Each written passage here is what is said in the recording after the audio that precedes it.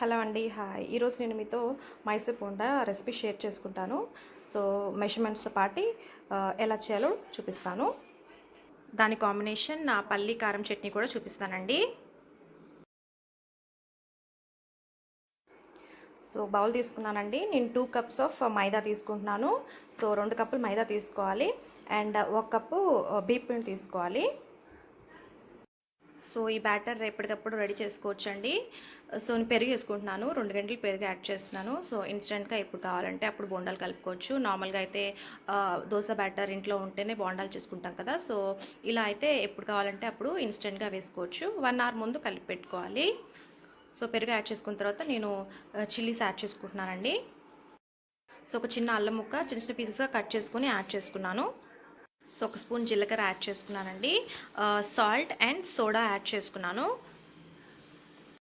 So ఇదంతా బాగా నీట్గా మనం బోండాలు వేసుకుంటాం కదా, సో అలా కలుపుకోవాలి బ్యాటర్ అనేది.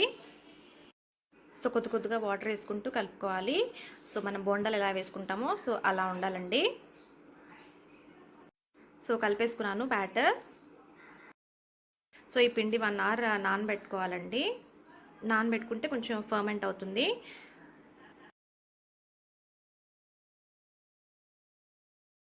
సో చూసారా, బ్యాటర్ ఇలా వచ్చేస్తుంది. అండ్ ఇంకా మనం తీసుకొని ఆయిల్ హీట్ చేసుకొని వేసేసుకోవడమే.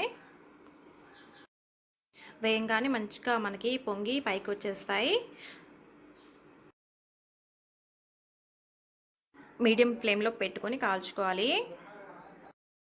సో ఒక 2 నిమిషాలు ఉంచుకొని తిప్పేసుకోవాలండి.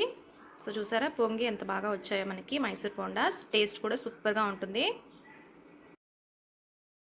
సో 2 సైడ్స్ కాల్చుకొని తీసేసుకోవడమే. సో దీనికి కాంబినేషన్ మీకు చట్నీ కూడా చూపిస్తాను. సో చట్నీ కోసం పల్లీలు అండ్ ఎండుమిర్చి తీసుకున్నానండి. సో ఇవి కొంచెం ఆయిల్ వేసేసుకొని రోస్ట్ చేసుకోవాలి. సో పల్లీలు కొద్దిగా వేగాక నేను ఎండు కొబ్బరి చిన్న చిన్న పీసెస్ కట్ చేసుకొని యాడ్ చేసుకుంటున్నాను.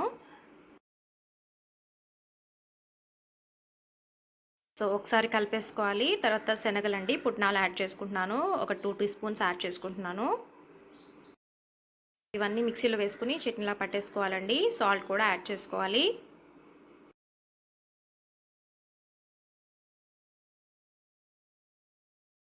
కొత్తగా మిక్సీ పట్టేసుకున్నానండి. మన పల్లి కారం చట్నీ రెడీ అయిపోయింది. గిన్నెలో తీసుకొని సర్వ్ చేసుకోవడమే. కావాలంటే పోపు కూడా వేసుకోవచ్చు.